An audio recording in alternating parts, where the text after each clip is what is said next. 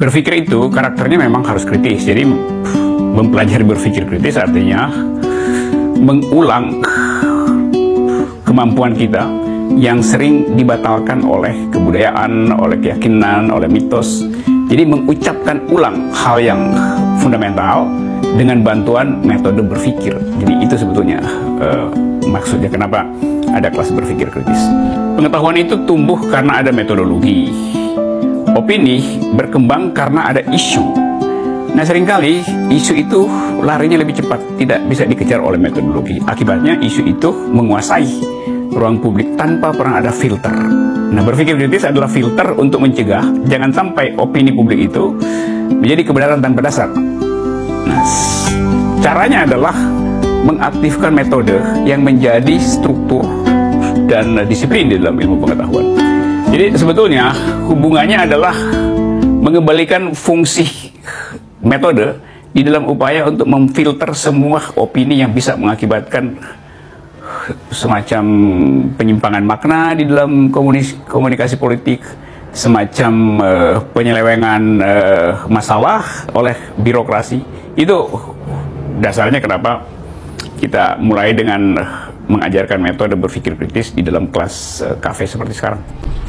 Logika itu membantu kita untuk menjernihkan persoalan. Sekaligus logika itu membantu kita membersihkan cara berpikir yang penuh dengan kepentingan, berpikir yang penuh dengan fallacies. Jadi seharusnya logika itu diajarkan di kampus atau bahkan dari tingkat yang lebih rendah, mulai SMP saya kira, sehingga publik atau sebut aja generasi baru nanti punya kemampuan untuk menganalisis persoalan tanpa ada beban feodalisme, ada beban keengganan untuk mengucapkan sesuatu secara jujur. Jadi logika fungsinya meluruskan pikiran, logika fungsinya menertibkan argumen yang palsu agar supaya komunikasi berlangsung semata-mata demi menghasilkan kejelasan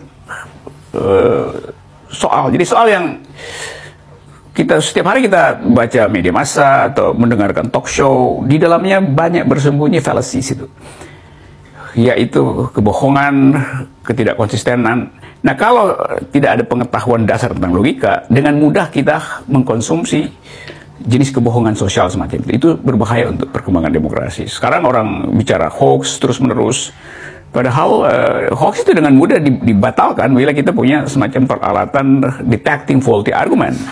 Nah, itu maksudnya kenapa logika menjadi dasar, salah satu fondasi untuk menghasilkan kritisisme. Feminisme itu salah satu metode untuk membongkar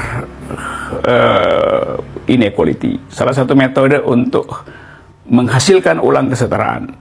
Jadi di dalam dirinya feminisme selalu kritis terhadap patriarki terutama, kritis terhadap monopoli kebenaran, kritis terhadap segala macam doktrin. Nah, hubungannya tentu adalah mengaktifkan metode berpikir feminis sebagai countervailing force di dalam situasi yang hari-hari ini kemudian kita didoktrinasi oleh konservatisme. Kurikulum kita di sekolah penuh dengan feodalisme. Politik kita tumbuh tanpa public ethics. Nah, feminisme itu kaya dengan public ethics. Feminisme kaya dengan kritik kebudayaan. Feminisme kaya dengan metode untuk membatalkan mitos. Jadi jelas di ujung perkuliahan feminisme harus diucapkan ulang, sebab hanya dengan melihat persoalan dari segi kepentingan perempuan kita bisa mengatur ulang demokrasi. Saya menyebutkan tadi kepentingan perempuan karena sebetulnya hanya di dalam pengalaman perempuan kita bisa memahami seluruh jenis ketidakadilan. Nah, oleh karena itu mengucapkan feminisme artinya mengucapkan ulang kesetaraan dalam upaya untuk mengegaliterkan bangsa ini, dalam upaya untuk menyusun ulang relasi warga negara yang sangat dikuasai oleh patriarkis. Saya kira itu pentingnya di ujung kuliah feminisme diajukan sebagai salah satu metode kritisisme.